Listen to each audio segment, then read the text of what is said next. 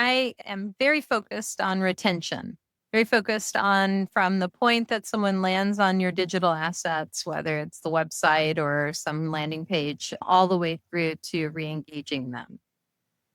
Very cool. So basically, your people that you are constantly interacting with are people that are interested in product or service, or like, how would you explain the people that are in the loop at that point? Yeah, the meaning the prospective, Yeah, the prospect. right. Yeah. Yeah, the prospects. Yeah. Yeah, they've expressed some interest and they have, whether it's through AdWords or through finding the site online through some of the top funnel attraction channels, but they've made their way into my client's ecosphere and they are interested. And now it's time to nurture them. For example, if one of the things that I talk to clients about a lot, or prospective clients of my own, is make sure that you're ready to receive them before you start paying for AdWords. I can't tell you how many people over the years I have encountered who have put a lot of money into paid advertising, paid media, going to trade shows, and they're not collecting email addresses off of that. So it's pretty much it disappears. Yeah. That It, investment is gone. so I'm curious, like, what is your definition of being ready to receive clients, Sure. would you say? Yeah, I always compare it to having a party and then people show up and you're not home. And it is the forms on your website and making sure that they are very user friendly, not overly complicated, that once those forms are submitted, that there's a success message and that they receive an email pretty quickly thereafter, unless they've chosen a different method of communication like SMS or WhatsApp. And then that you are ready to nurture them through a welcome series, at least a few different touch points that explain a little bit more about your business and your value proposition.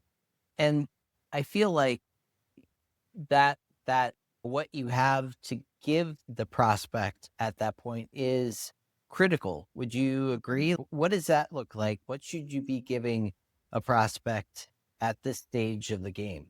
Absolutely. It's critical that you are being helpful.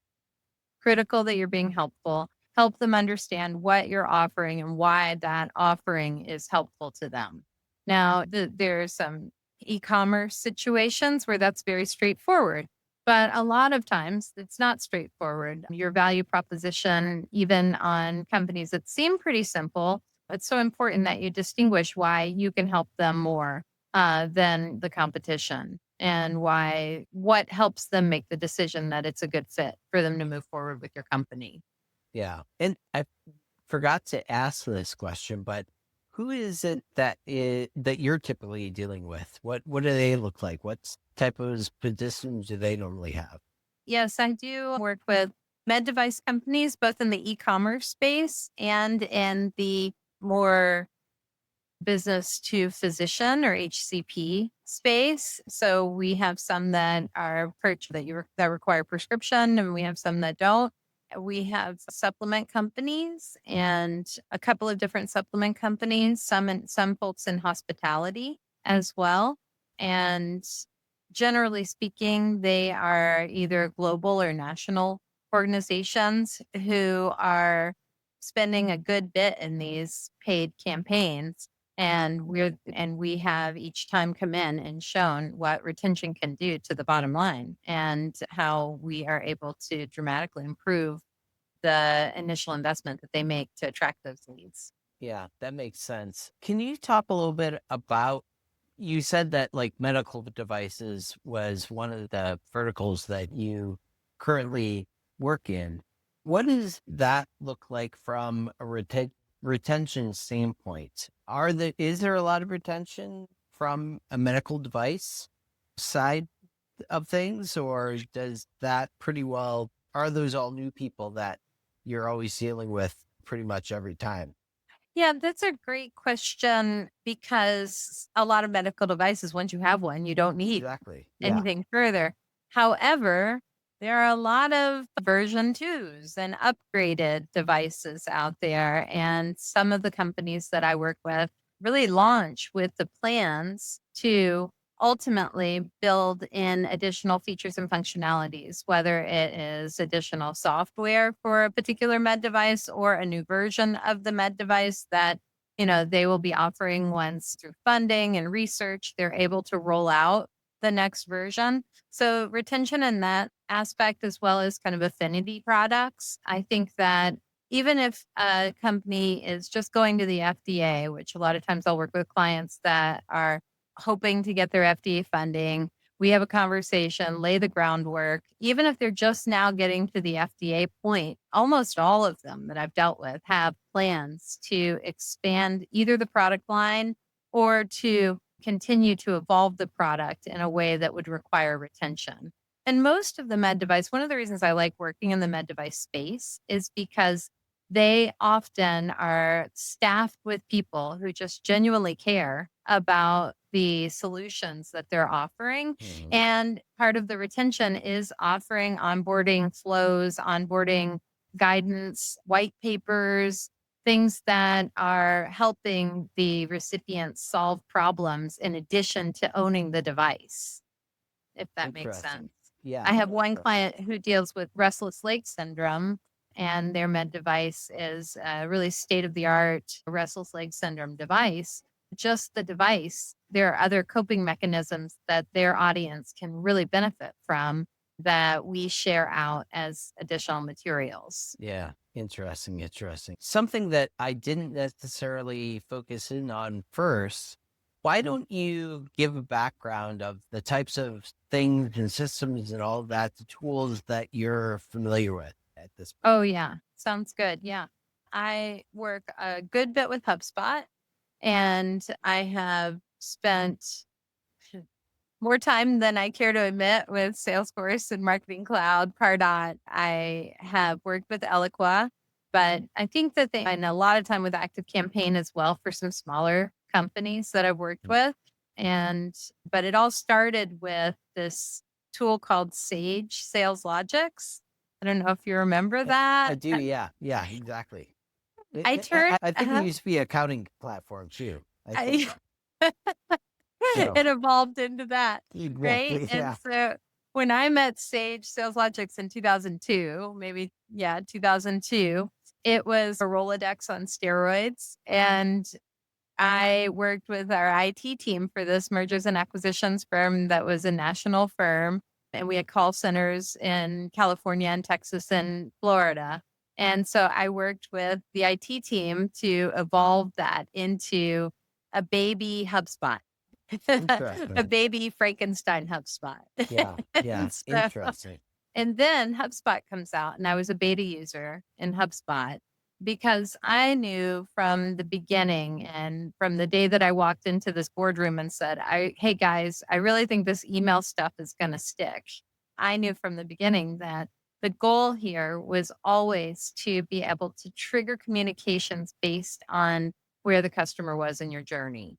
Yeah. That was something that it was a conversation to me from the very beginning of my understanding of email and any kind of outreach that we were doing. That if it wasn't triggered based on behavior or interest, then it's like being at a cocktail party and just saying the same thing over and over again to the person you're talking to. Eventually, they're just going to walk away from you. Yeah. Yeah. Mhm. Can you talk a little bit about, I guess, what you're just talking about there too? You said that you need as a client to be able to understand what level a client is at and give them specific information based on that level. So, can you talk a little bit about understanding what level you're at or what level your product is at in delivering content to people when they need it? Does that make sense?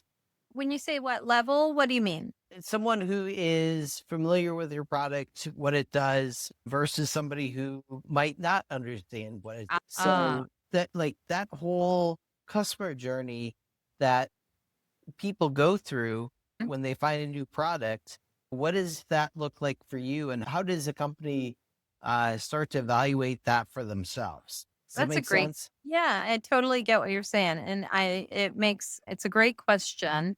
We're talking about awareness at the top of the funnel, right? And basically nurturing someone through the process of getting to know your product or your offering, because in this day and age, if you're not telling them, somebody's going to, whether Yeah. it's on a subreddit or if it's a Trustpilot review or something along those lines.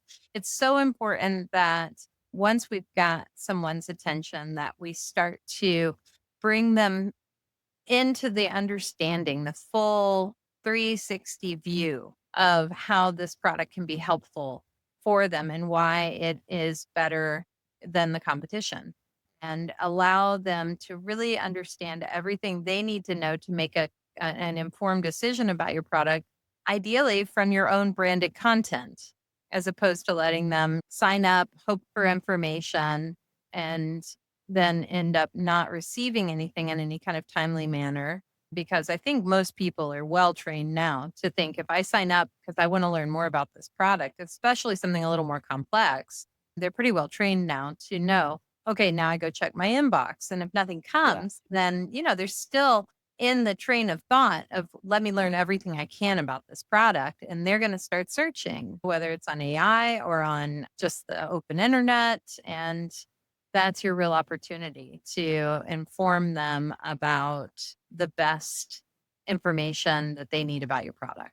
Yeah. That makes sense. Would you say that, like, where you are as understanding a product, you dictate the content that might be delivered to you at any one stage, right? Y- Like, you might be just starting out on this exploratory path. Maybe you have a couple different options available to you, and you're going through as a consumer, getting this email, getting that email.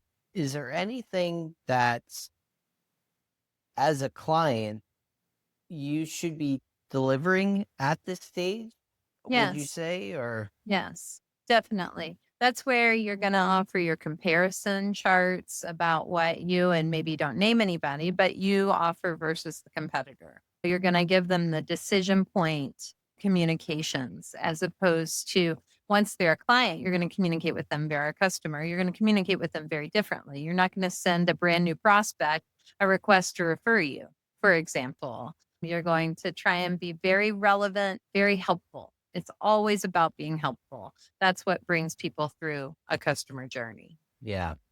Can you talk a little bit about being helpful to in Mhm. itself, like breaking that down even?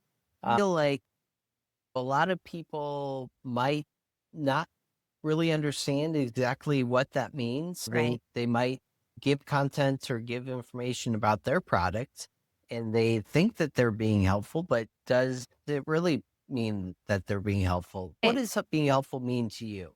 it means asking yourself, what problem am I solving for this recipient? Or what problems am I solving? And how do I collect some information that would help me speak to them and help them solve the problem that they're trying to solve? And conversely, how do I then use marketing automation to communicate specific dynamic content to them that solves the problem that the recipient is looking to solve? And you can do that in a few different ways, right? You can know what landing page they submitted the form from with a lot of marketing on even very small marketing automation platforms can help you do that, right? For smaller businesses, you can also understand through maybe one extra question on a form, as long as you are planning to use that information. Don't put it on there if you're not. But you can even understand from the basic information on a form, what is the problem or need that they're trying to solve by landing on your website? Yeah. Yeah, that makes sense. So ultimately, what I'm trying to do here is get a client itinerary of things that they should have in place in order to be able to utilize your service. What types of things should be in place? Should they, or what types of things should they have in place that they may not necessarily have in place that Yeah. you can help them with?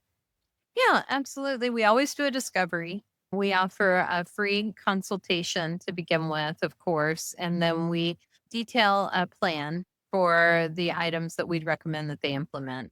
But just at a high level, everyone out there who has the ability to put this together should have a form on their website that the user can, or the recipient, future recipient, can submit, and that should be tied into a database. And database does not have to be, a large thing. Most of the things from MailChimp to smaller email systems, they offer free forms and free, sorry, No, free services that are just very light, basic. Even HubSpot offers a very light, basic ability to pop a form up on a website and start collecting email addresses. Then most of them, when you start to have an autoresponder out there, that is where you start to need to pay for it. And budget may not be an issue for some people if you're dealing with something like a startup and you don't have anything yet, you just have the idea and the website.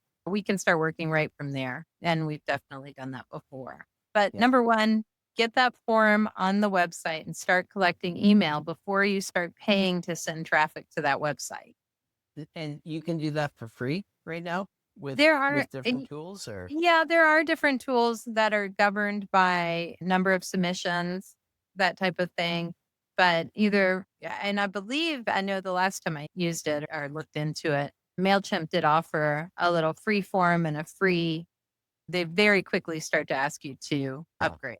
But there's a lot of try before you buy type situations. And as long as you don't exceed, say, 500 contacts or something like that, there are some free options. But I think generally speaking, the most important thing is find something that you can put into your budget that is going to allow you to capture those email addresses and start responding to them as soon as you possibly can get that set up. yeah, Those are yeah. the most important things. Otherwise, they're going to leave and go off to somebody who can't. Yeah, we started this conversation off with you need an autoresponder first and foremost. What would you say is the second thing that you need once you have the autoresponder in place? Yeah, I would say a welcome series with 3 solid touch points that are helpful, and spread that cadence out so that, you're not sending, depends on your product, but generally speaking, you want to spread out your welcome series to maybe as much as one per week for the 3 following weeks. If it is a little bit more competitive industry, then you would probably, in a shorter sales cycle, then you'd probably want to tighten that up to maybe one every other day. I really don't value the cadences that are too tight, where you're just getting blasted. People need time usually to process some of this information, but you never send one and done. Like, you wouldn't just set up your autoresponder and walk away. With everything that's going into everyone's inboxes today, you need multiple touch points. If you're going to send one email, you should send two, with a different variation going to non opens for Yeah, sure, because people just don't see them.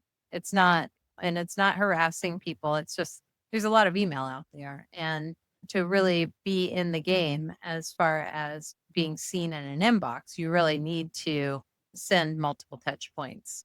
yeah, that makes sense. It sounded like you said from the email perspective, again, we have the Yeah. autoresponder in place. We have about 3 or so emails that are going out to people. How many did you say if they were not opened? What does that look like? Does that go into a different sequence, or is that this is unique email and then and when I'm saying that, the one that gets opened is a unique email, and then they go back into the same sequence that they had before, or they constantly stay in that secondary sequence, if that Yeah. makes sense? I think I follow you. And I think what, we normally would do is, for the most part, every company has at least 3 emails worth of explaining information, that's not the best way to say it, but every company has at least 3 emails worth of valuable and helpful information that they can share in a welcome series that is pertinent to their product and the problems that their product is solving for the recipient. So let's make sure we get that foundation laid. Then we're going to move into abandon inquiry or abandon cart. And that's where with e-commerce, abandon cart is one of the most lucrative flows in the email and SMS ecosphere.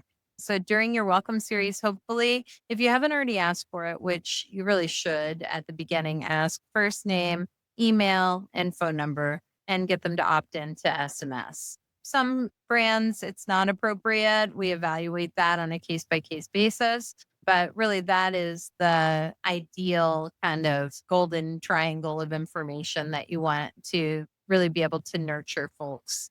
And so the abandoned cart, you ideally have all of that information, and then you move into a nice, sophisticated flow of touch points. And of course, anytime someone makes a purchase or goes back to that cart, they're going to exit that automation, and then they'll move in, hopefully, to more of a post-purchase automation. Mm. And that's where we're going to talk about how to use the product, how to get the most out of the product, how to give us feedback about the product. Do you love this product? You do?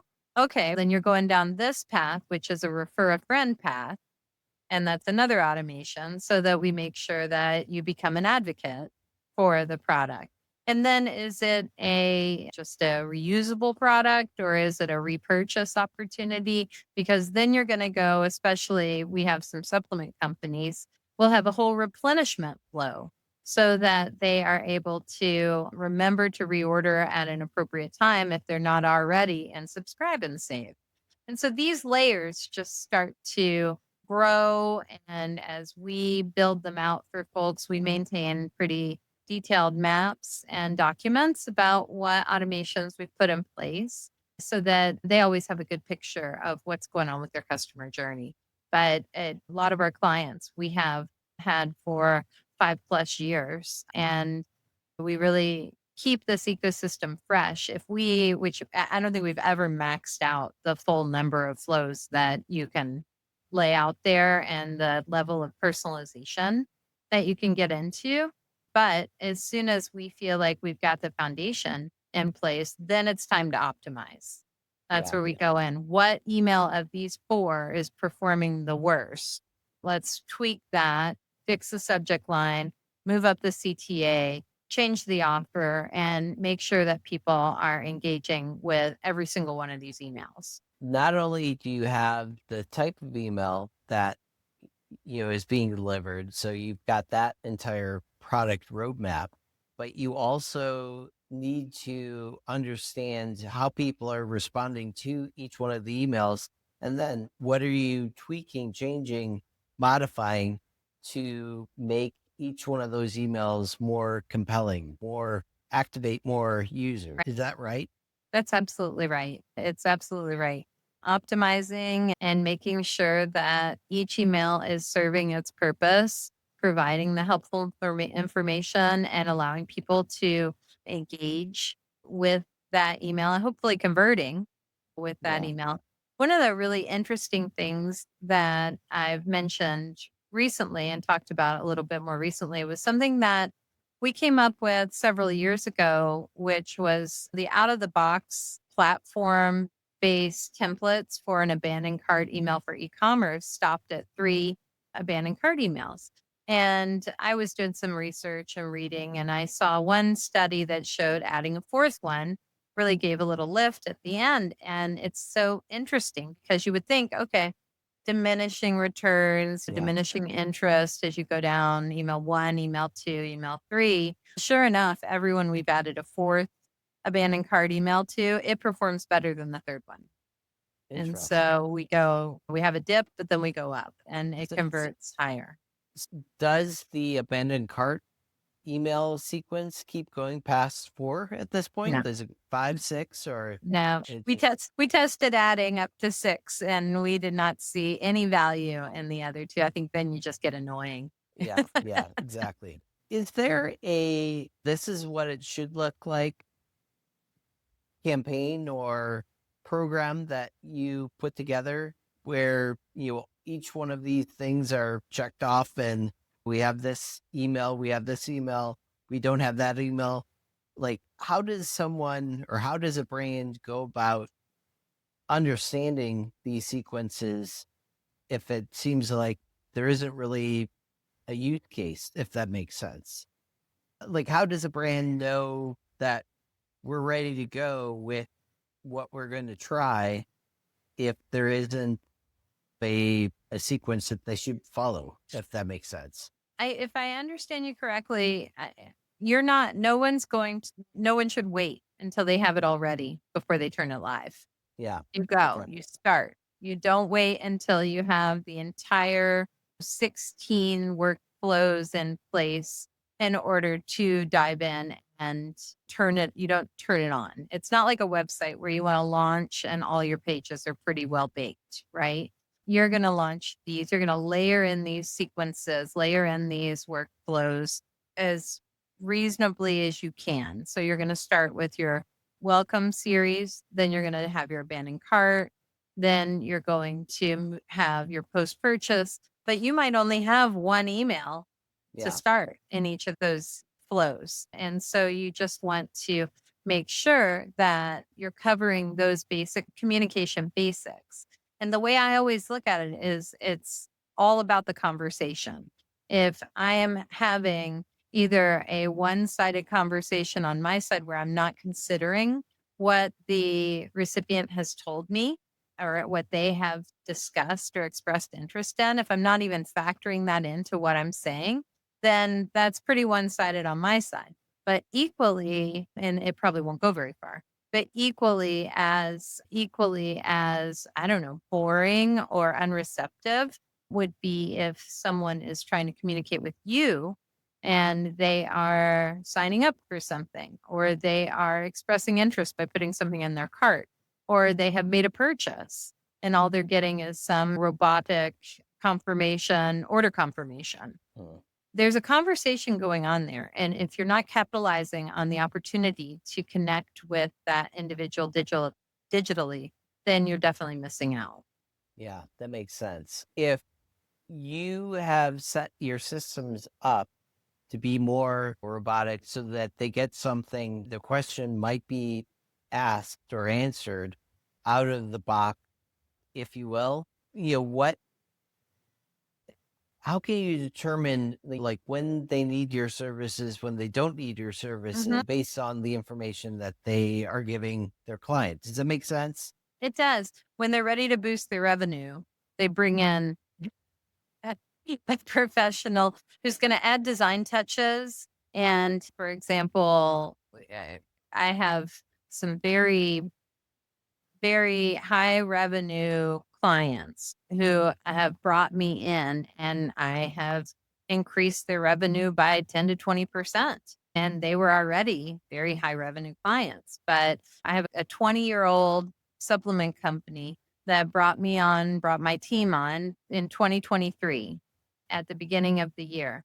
The 2023 Black Friday Cyber Monday was their most lucrative Black Friday, Cyber Monday, or whole fall that they had ever had. And it was a 20% increase. And actually it was like 25% increase. The goal was 20% increase over the prior year. It was a 25% increase in overall sales. There's So, just yeah. things, there's just things, touches that doing it over and over again, testing over and over again, CTA placement, type of subject line, what products you put together, how to take advantage of some of the out of the box functionality that is just a little bit higher level than what they're going to throw into their standard templates, refining the design a bit, and all the way down to the padding and the spacing. I've seen those things make a difference. And we've done a lot of testing over the years. Yeah. Yeah. Yeah. That's interesting. So you mentioned your team too. Like, what are some of the skill sets that your Mhm. team has at this point? Yeah, I have data analysts, I have designers, I have coders, and I have copywriters. And so those are my team.